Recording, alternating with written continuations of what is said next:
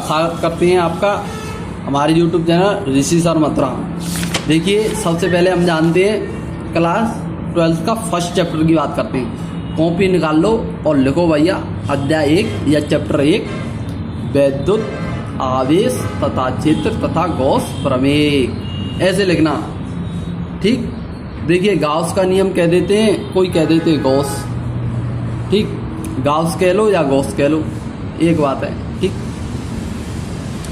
अब देखिए इस चैप्टर जो हमारा ये आपका इसमें जो मोस्ट इम्पोर्टेंट टॉपिक हैं, देखिए भाई यही हैं जो आपके एग्जाम में पूछे जाएंगे डायरेक्ट। वैद्युत आवेश, चालक तथा विद्युत रोधी, प्रेरण द्वारा आवेशन, विद्युत आवेश के मूल गुण, कूलॉम का नियम, बहुल आवेशों के बीच बल, है ना। इसे अध्यारोपण का सिद्धांत भी कहते हैं। ठीक, और विद्युत क्षेत्र क्या है, विद्युत क्षेत्र रेखाएं क्या है, वैद्युत फ्लक्स क्या है, वैद्युत द्विध्रुव क्या है, एक समान बाह्य क्षेत्र में द्विध्रुव, और सतत आवेश वितरण क्या है, गॉस नियम क्या है, गॉस के अनुप्रयोग क्या है। यही आपके क्या मोस्ट इम्पोर्टेंट टॉपिक है। अब मैं आपको, आपने ये तो डाल लिया, आप कॉपी में डालिए भाई वैद्युत आवेश तथा क्षेत्र तथा गॉस प्रमेय। अब उसके बाद जो टॉपिक है इस दोनों चैप्टरों में, देखिए आपकी ये अध्याय है फर्स्ट वैद्युत आवेश तथा क्षेत्र तथा गॉस प्रमेय। अब उसके बाद क्या करना है, आपको क्या लिखना है, टॉपिक लिखना है, TOPIC टॉपिक लिख के अब नीचे देखिए लिखना चालू कीजिए। देखिए मैं लिखाता हूं आपको।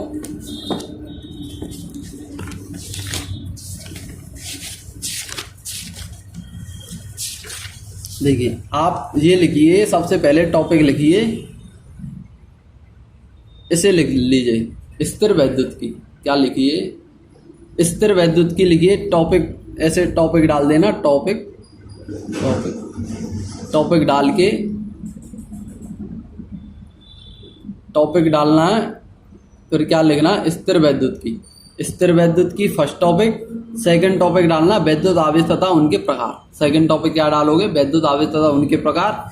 ठीक, अब उसके बाद क्या डालना है आपको, ये तो वैसे ही NCERT में दिया हुआ आवेश की ध्रुवता, ये कोई अभी तक कभी पूछा ही नहीं गया।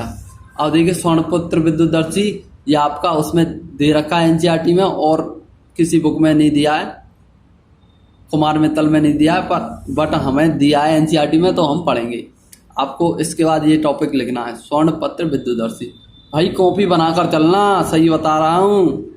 फिर उसके बाद डालना चालक तथा विद्युत रोधी। टॉपिक के नाम बता रहा हूँ सबसे पहले, अभी मैं उन टॉपिकों को पढ़ाऊंगा। उसके बाद लिखना भाई प्रेरण द्वारा आवेशन, प्रेरण द्वारा आवेशन। फिर उसके बाद लिखना वैद्युत प्रेरण, वैद्युत प्रेरण में लिखाऊंगा, केवल टॉपिक इसको डालो, प्रेरण द्वारा आवेशन, इसे लिख लो भाई।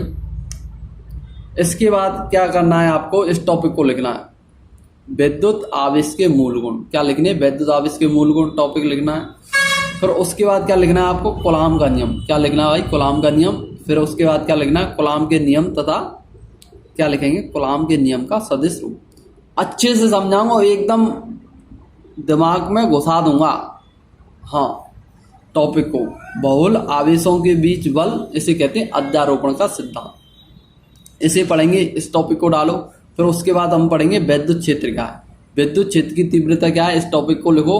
फिर उसके बाद लिखना विद्युत बल रेखा क्या है, बिंदु आवेश के कारण वैद्युत क्षेत्र की तीव्रता, एक बिंदु आवेश के कारण वैद्युत क्षेत्र की तीव्रता, इस टॉपिक को लिख लो भाई कॉपी में अच्छे से। भाई मेरा काम है समझाने का, अब आप कितना करते हो ये आपके मेहनत पे है। देखिए भाई पढ़ता एक बालक वह भी है जो 40 नंबर लेके आता है, पढ़ता वह बालक भी है जो 70 लेके आता है। क्या अंतर रहता है, उसने ज्यादा मेहनत की है और सिस्टमेटिक तरीके से की है। There is no shortcut to success, only systematic practice and hard work will help. देखिए इस टॉपिक को डालिए विद्युत द्विध्रुव, वैद्युत द्विध्रुव डाल लिया। ठीक, वैद्युत द्विध्रुव। अब इसके बाद टॉपिक डालना वैद्युत द्विध्रुव के कारण वैद्युत क्षेत्र, और ऐसे लिख देना, दो कंडीशन में पढ़नी हमें, ये इंपॉर्टेंट है, मोस्ट इंपॉर्टेंट लिखना। क्या लिखना, most important, most important, most important लिखना, वैद्युत द्विध्रुव के कारण वैद्युत क्षेत्र। अच्छी स्थिति, इसे अनुदैर्ध्य स्थिति भी कहते हैं। इसके बाद लिखना निरक्षीय स्थिति, इसे हम अनुप्रस्थ स्थिति भी कहते हैं। एक समान वैद्युत क्षेत्र में वैद्युत ध्रुव पर बल योग। क्या लिखना है इसके बाद नेक्स्ट टॉपिक, एक समान वैद्युत क्षेत्र में वैद्युत ध्रुव पर बल योग। ये लिख लिया आपने। नेक्स्ट टॉपिक देखिए, सबसे पहले मैं टॉपिक लिखा रहा हूँ अपनी कॉपी में। देखिए मेरा पढ़ाने का तरीका अलग है। मैं आपको पढ़ाते चलूँ और आपको ये नहीं बताऊँ कि कौन कौन से टॉपिक पढ़ा रहा हूँ, मैं कैसे कैसे पढ़ा रहा हूँ। तो ये थोड़ा आएगा तो सही समझ में, पर ये आपको ऐसा लगेगा कि ये टॉपिक नहीं पढ़ा मैंने, इसमें क्या टॉपिक है।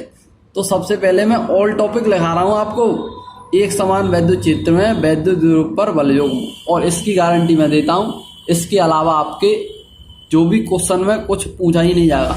जो देखिए ये मैंने टॉपिक क्या किया है, पिछले आपके जो भी 5 साल के पेपर हैं उनको देखा है, एनालाइज किया है, जब जाके मैंने आपको टॉपिक लिखे हैं। और देखिए ये एक बुक से टॉपिक नहीं लिखे मैंने, आपकी एक्टिव से, कुमार से, एक्सीलेंट से, एनसीईआरटी से, सभी को देख के लिखा है।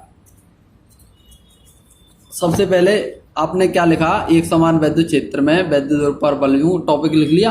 अब इसके लिखिए, एक समान वैद्युत क्षेत्र में वैद्युत ध्रुव को घुमाने में कार्य। देखिए जो बच्चे महंगी कोचिंग अफोर्ड नहीं कर पा रहे हैं, जिनके पास जिम में दाम नहीं है, और वह चाहते हैं हमारे फिजिक्स में 70 में से 70 आए, तो उनके लिए यह चैनल लिखिए। सतत आवेश वितरण, सदिश क्षेत्रफल, सदिश क्षेत्रफल पढ़ेंगे, फिर घन कोण पढ़ेंगे, फिर वैद्युत फ्लक्स पढ़ेंगे। क्या पढ़ेंगे? वैद्युत फ्लक्स। वैद्युत फ्लक्स के बाद गाउस के प्रमेय पढ़ेंगे, गॉस की प्रमेय कहते हैं हम इसे।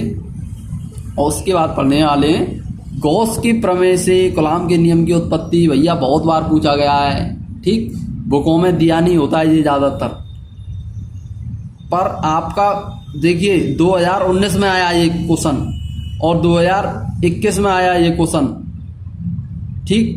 2019 में तो आया है, गारंटी, पेपर देख लेना। गॉस की प्रमेय से कूलॉम के नियम की उत्पत्ति इम्पोर्टेंट है ये। और देखिए इसमें जो गॉस का नियम है ये भी मोस्ट इम्पोर्टेंट है आपका, ठीक, मोस्ट इम्पोर्टेंट है। और देखिए ये आपका मोस्ट इम्पोर्टेंट है, ये वाला टॉपिक मोस्ट इम्पोर्टेंट है एकदम। और ये भी आपका मोस्ट इम्पोर्टेंट है आपका टॉपिक। देखिए एक समान वैद्युत क्षेत्र में वैद्युत ध्रुव पर बल योग, और एक समान वैद्युत क्षेत्र में वैद्युत ध्रुव को घुमाने में किया गया कार्य। एक अलग से प्ले लिस्ट बना दूंगा आपकी, ये मोस्ट इम्पोर्टेंट टॉपिक उसमें डाल दूंगा, ठीक। और कंप्लीट मेरी प्ले लिस्ट तो ये चल ही रही है आपकी। और देखिए गॉस की प्रमेय ये है, ये आपकी मोस्ट इम्पोर्टेंट में, और ये भी मोस्ट इम्पोर्टेंट में है। और भाई देख लेना 100% एक क्वेश्चन इसमें से आएगा। भाई ये तो 100 है, क्या 100 है, देखो गॉस की नियम के अनुप्रयोग, गॉस के नियम के अनुप्रयोग है ना, इसमें आपके देखिए एनसीईआरटी में तो 3 दे रखे हैं, वैसे आपके 5 होते हैं। 5 कौन से होते हैं? एक अनंत लंबाई की आवेशित तार के कारण वैद्युत क्षेत्र की तीव्रता ज्ञात करना, और एक समतल चादर के निकट वैद्युत क्षेत्र की तीव्रता ज्ञात करना, और 2 प्लेट होती हैं उनके बीच और भार ज्ञात करना, चालक और अचालक गोलक के कारण पृष्ठ पे और उसके अंदर और उसके बाहर वैद्युत क्षेत्र की तीव्रता ज्ञात करना। ये सभी आपके टॉपिक हैं, इस गॉस के नियम के अनुप्रयोग हैं।